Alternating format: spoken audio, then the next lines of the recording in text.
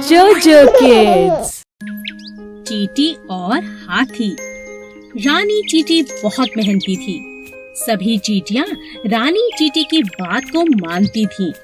मिलजुल कर वे अपना घर बना रही थी। उसी जंगल में अप्पू नाम का एक हाथी भी रहता था, जो बहुत शैतान था। वह सभी जानवरों के साथ बहुत मस्ती करता था। जब चींटियों का घर बनकर तैयार हो गया, तब वे अपने लिए खाना जमा करने लगी। तुम लोग इतनी मेहनत क्यों करते हो? कितना थक जाते होंगे। मैं अपनी सूंड से तुम्हारे घर को कभी भी नष्ट कर सकता हूँ। ये मेरे बाएं हाथ का खेल है। ऐसा कहकर अप्पू ने अपनी सूंड में पानी भरना शुरू किया। कुछ पानी पिया और कुछ चींटियों पर डाला। रानी चींटी को बहुत बुरा लगा। उसने कहा, हम बहुत दिनों से इतनी मेहनत कर रहे हैं अप्पू, पानी डालकर हमारी मेहनत को बर्बाद मत करो। मैं जो चाहूँ कर सकता हूँ। तुम बहुत घमंडी हो अप्पू। हम सभी जानवरों को मिलजुल कर जंगल में रहना चाहिए। हम सब एक दूसरे के काम आ सकते हैं। तुम इतनी छोटी चींटी, तुम मेरी कोई मदद नहीं कर सकती। कुछ दिनों बाद जंगल में एक शिकारी आया। उसने अप्पू को पकड़ने के लिए जाल फैलाया और अप्पू उस जाल में फंस गया। तभी रानी चींटी की नजर शिकारी पर पड़ी। उसने अप्पू हाथी की जान बचाने की सोची। वह अप्पू के पास गई और बोली, अप्पू दोस्त, घबराओ नहीं। मेरा दोस्त चूहा तुम्हारा जाल काट देगा और इस शिकारी को तो मैं मजा चखाती हूँ। सभी चींटियां शिकारी के पास गईं और उसे जगह जगह काटने लगी। शिकारी डर से तिलमिला उठा और जंगल छोड़कर भाग गया। चूहे ने अप्पू का जाल काट दिया। अप्पू ने चींटियों से माफी मांगी और कहा, मुझे माफ कर दो चींटी रानी, हम सबको मिलजुल कर रहना चाहिए। आज से मैं भी तुम्हारा दोस्त हूँ। एक घने जंगल में एक पेड़ पर कालू कौवा अपना घोंसला बनाकर रहता था। उसी पेड़ के नीचे एक सांप का बिल था। एक दिन कालू जब भोजन की तलाश में गया, तो पीछे से सांप ने उसके अंडों को खा लिया। जब कौवा वापस अपने घोंसले में आया, तो अपने बच्चों को ना पाकर बहुत उदास हो गया। कौवे को सांप पर शक भी हुआ और उसने फिर सांप से पूछा, भाई सांप, क्या तुमने किसी को मेरे घोंसले की तरफ आते देखा? किसी ने मेरे अंडों को खा लिया है? नहीं नहीं, मैंने किसी को नहीं देखा। मुझे नहीं पता तुम्हारे अंडे किसने खाए। कुछ समय बाद फिर से ऐसा ही हुआ, पर इस बार कौवे ने सांप को अपने अंडे खाते हुए पकड़ लिया। अच्छा, अब समझ आया, तुम ही मेरे अंडों को खा जाते हो। मुझे तुम पर पहले ही शक था। तुम्हारी इतनी हिम्मत कैसे हुई? मेरे अंडों को खा गए। मुझे भूख लगी थी, इसीलिए मैंने तुम्हारे अंडों को खा लिया। तुम मेरा कुछ नहीं बिगाड़ सकते। इतना कहकर सांप अपने बिल में चला गया। कालू बहुत उदास हो गया और उसने सांप से बदला लेने की सोची। फिर वह उड़ता हुआ राजा के महल की तरफ चला गया। तभी उसकी नजर महारानी पर पड़ी, जो तालाब में स्नान कर रही थी। महारानी के कीमती जेवर तालाब के किनारे पड़े थे, जिनकी निगरानी उनके सिपाही कर रहे थे। कालू कौवे को एक उपाय सूझा। वह एक लंबा सा हार अपनी चोंच में फंसाकर उड़ने लगा। सभी सैनिक कौवे का पीछा करने लगे। कालू ने चालाकी से उस हार को सांप के बिल में डाल दिया। जब सैनिकों ने बिल में डंडा मारा, तब बाहर निकला सांप, जिसके गले में महारानी का हार था। सैनिकों ने पीट पीट कर सांप को जान से मार दिया और हार ले लिया। इसी तरह कालू कौवे ने सांप से अपना बदला ले लिया। एक जंगल में एक बहुत ही खतरनाक शेर रहता था। क्योंकि वह जंगल का राजा था, इसीलिए वो कभी भी किसी को भी खा जाता। एक दिन जब राजा अपनी गुफा में आराम कर रहा था, तभी एक छोटे से चूहे की नजर शेर पर पड़ी। अरे वाह, इतना बड़ा शरीर, इतने बड़े बड़े पंजे, इनके तो दांत भी बहुत नुकीले लग रहे हैं। शेर राजा जी का तो कोई मुकाबला नहीं कर सकता। तभी सब जानवर इनसे इतना डरते हैं। चलो गुफा में अंदर चल के देखता हूँ। जैसे ही चूहा शेर के पास पहुँचा, अचानक शेर की आंख खुल गई और उसने चूहे को दबोच लिया। अरे वाह, आज तो भोजन खुद चलकर मेरे पास आ गया, मजा आ गया। मुझे माफ कर दो राजा जी, मैं तो गलती से आपके पास आ गया। मुझे खाकर तो आपकी भूख भी नहीं मिटेगी। हो सकता है मैं आपके कभी काम भी आ जाऊं। चूहे की यह बात सुनकर राजा के मन में दया आ गई और उसने कहा, ठीक है, वैसे भी मेरा पेट आज बहुत भरा हुआ है। जाओ, मैं आज तुम्हें छोड़ता हूँ, लेकिन दोबारा ऐसी गलती मत करना। और इस तरह चूहे की राजा ने जान बख्श दी। एक दिन राजा शेर भोजन की तलाश में नदी किनारे पहुँचा। वहाँ उसे शिकारियों ने अपने जाल में फंसा लिया। गुस्से में आकर शेर जोर जोर से दहाड़ने लगा। ये तो राजा जी की आवाज है। लगता है हमारे राजा किसी मुसीबत में है। चलो उनकी रक्षा करते हैं। चूहे ने जब शेर को जाल में फंसा देखा तो अपने दोस्तों के साथ तुरंत जाल को काट दिया और अपने राजा की जान को बचा लिया। शेर को खुला पाकर शिकारी भी भाग खड़े हुए।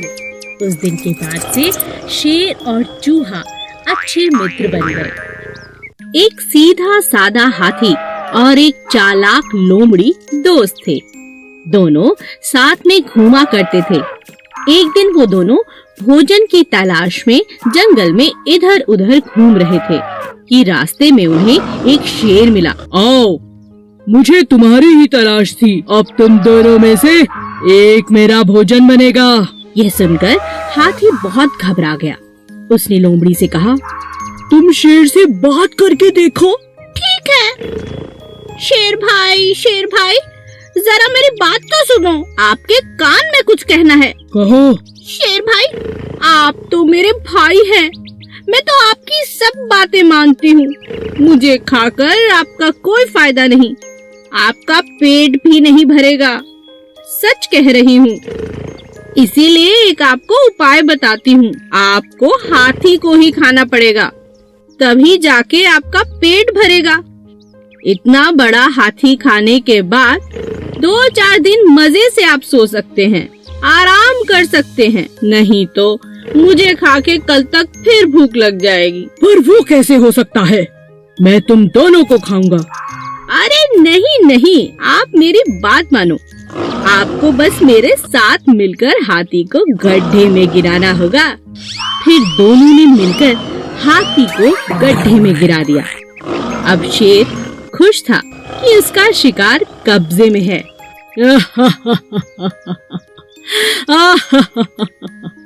अब तुम इधर आओ चालाक लोमड़ी।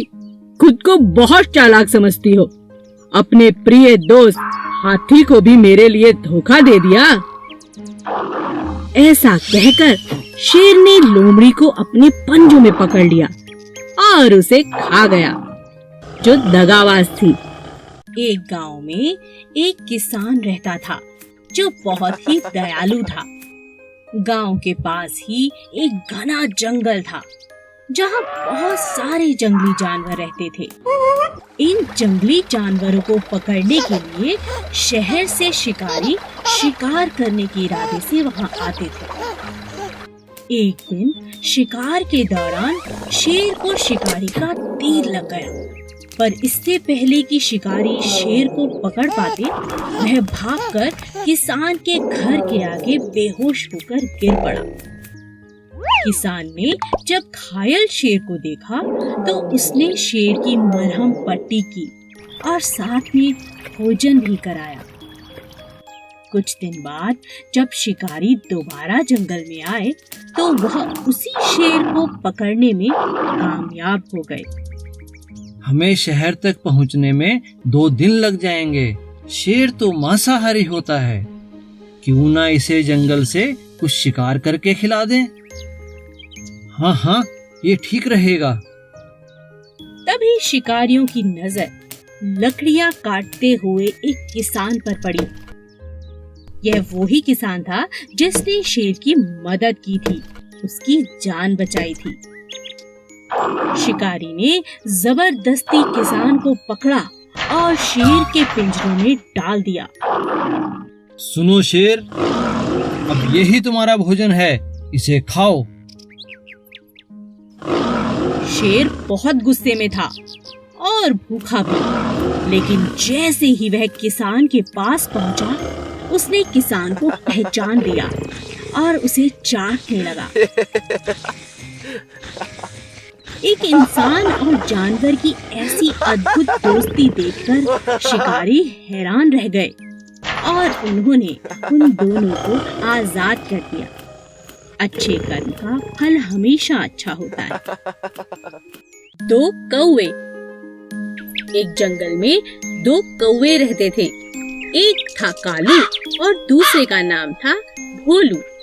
दोनों मिलजुल कर साथ साथ रहते थे, लेकिन उनमें से कालू बहुत चालाक और हट्टा कट्टा था और बेचारा भोलू जैसा नाम वैसा ही सीधा और सादा था। एक दिन कालू और भोलू में बहस हो गई। मैं तुमसे ज्यादा हट्टा कट्टा हूँ, इसलिए मैं तुमसे ताकतवर हूँ। नहीं नहीं, मैं तुमसे ज्यादा ताकतवर हूँ, क्योंकि मैं तुमसे उम्र में बड़ा हूँ और ज्यादा समझदार हूँ। दोनों अपनी अपनी बात पर अड़े रहे। कालू कहता है कि वह ताकतवर है और भोलू कहता है कि वो ताकतवर है। बस ये लड़ाई खत्म होने का नाम ही नहीं ले रही थी। तब दोनों अपने बीच में प्रतियोगिता रखते हैं।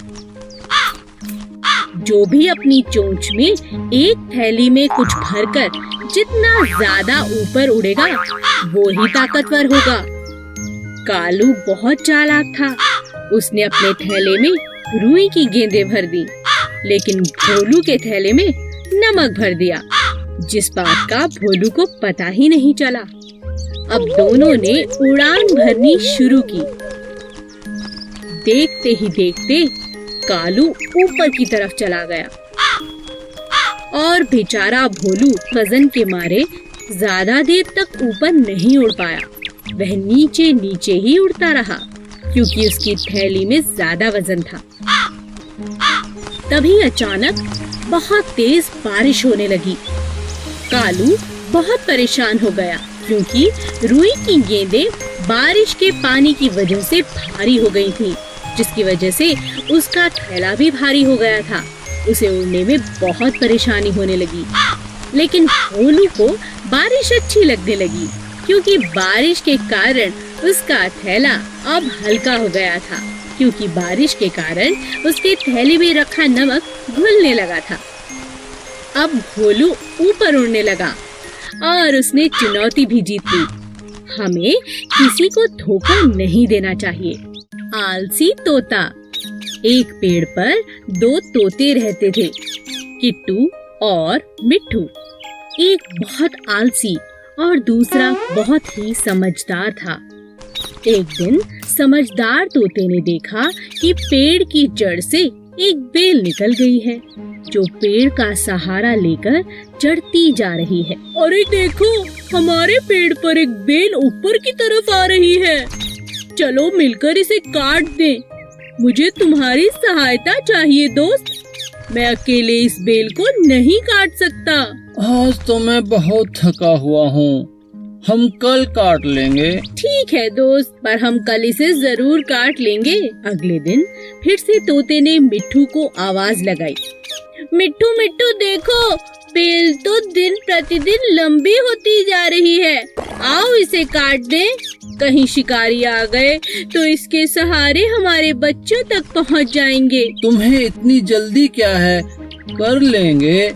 मिट्ठू तुम बात को समझो, अभी तो बेल नाजुक है, मिलकर हम इसे काट सकते हैं।